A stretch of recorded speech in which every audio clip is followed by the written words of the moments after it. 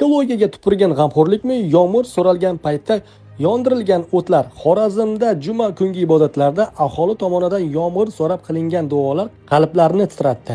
Haqiqatan ham duo bekorga emasdi. Shanba kuni yomg'ir yog'di. Bu Allohning qudrati va bandalariga rahmat edi. Biroq shu paytda boshqa manzara ham kuzatildi.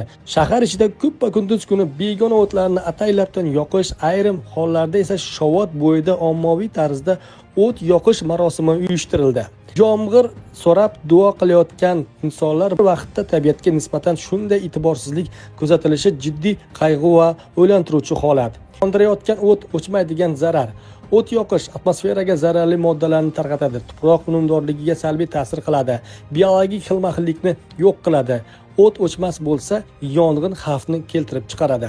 Ekologlar ta'kidlashicha, begona o'tlarni yoqish tabiatga berilgan eng katta zararlardan biri bo'lib, bir necha daqiqalik yong'in, bir necha daqiqalik yengil yo'l keyingi bir necha yillik ekologik muammoni keltirib chiqaradi.